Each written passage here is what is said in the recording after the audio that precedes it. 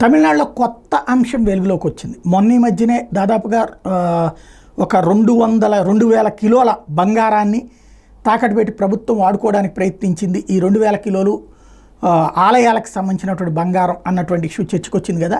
ఈ సందర్భంగా దాని మీద సవాల్ చేస్తూ కోర్టులో పిటిషన్ వేయడం, కోర్టు ఏమో స్టే ఇవ్వడం, ఇదంతా ఒక ఎత్తు అయితే, ఈ సందర్భంగా తమిళనాడు ప్రభుత్వం అక్కడ హైకోర్టుకి ఇచ్చినటువంటి ఏదైతే అఫిడవిట్ సంచలనం సృష్టిస్తుంది. ఏంటంటే 1977 సంవత్సరం నుంచి తమిళనాడులోని ఆలయాలకి భక్తులు సమర్పించుకున్న బంగారం 5 లక్షల కిలోలు ఆ రాష్ట్ర ప్రభుత్వం ఇలాగే వాడుకుందట.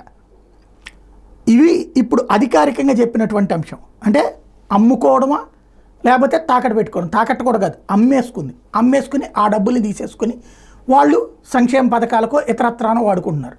అంటే భక్తులు దేవుడి కోసం సమర్పించిన డబ్బులు తీసుకెళ్ళి వీళ్ళు ప్రభుత్వం కోసం వాడేసుకుంటున్నారు.